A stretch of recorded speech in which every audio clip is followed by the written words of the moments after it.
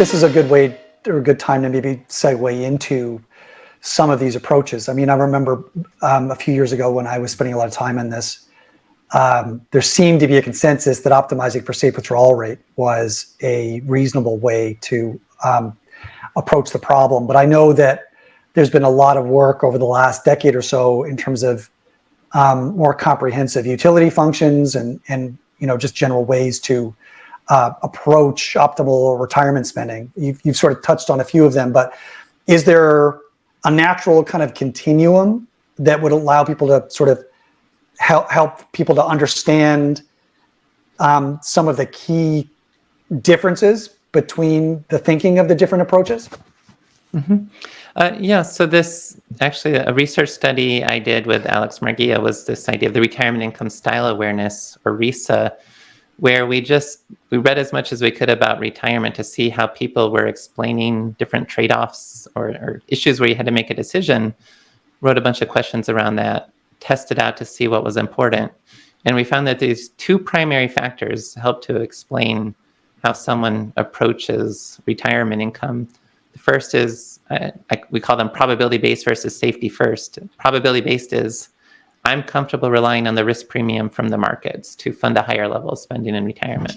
Safety-first is, I'd really, when it comes to my basic spending, I want some sort of contractual protection to cover what I'm doing. I don't want to be dependent on the market to cover my core retirement spending.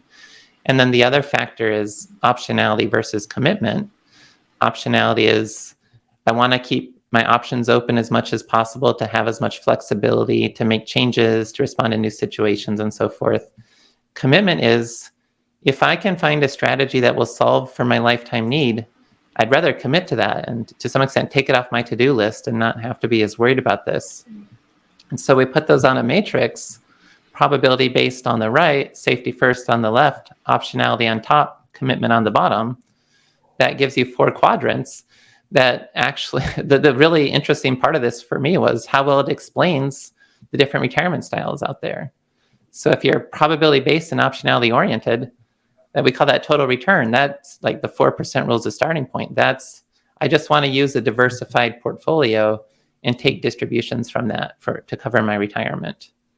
The other contrasting strategy would be if I'm safety first and commitment oriented. That's, I want contractual protections and I'm comfortable committing to a strategy. That's describing the idea of building a protected lifetime income floor with maybe a simple income annuity or some other type of fixed annuity, and then investing on top of that for more discretionary types of goals. And those are the 2 more common quadrants because there is a correlation. If you're more probability-based, you tend to also be optionality-oriented. If you're safety-first, you tend to be more commitment-oriented. So we got 2 other quadrants, though, that are hybrids, or they're like not natural. And it's really interesting, too, to see how those strategies have evolved as being more behavioral in nature. So if you're safety-first and optionality-oriented, that's time segmentation or bucketing. That's developed since the 1980s, this approach that says, rather than just using a total return investing portfolio, let's use bonds to cover kind of short-term expenses, and then we'll use stocks to cover long-term expenses. And then psychologically, we have this framework to say, well, if the market goes down, I don't have to sell stocks for a few years, and I hope stocks will recover and I'll be fine. And so that's time segmentation. And then the other quadrant would be probability-based. I'm comfortable relying on the market, but commitment-oriented. I also like to commit to a strategy.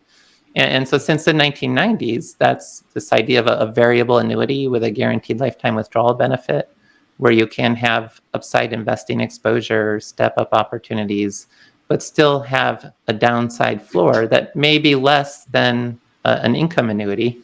But since you are more comfortable with the markets anyway, you might have more of a feeling that I will get some of those step-ups and be better off that way, while still committing to a strategy and having a lifetime income protection. And so that's, we call that risk wrap. And that's now 4 core retirement strategies. It just, before they talked about 3, it's like total return, time segmentation, and then flooring or essential versus discretionary. And we just split that into 2 between income protection and risk wrap, depending on the type of protected income flooring that one chooses.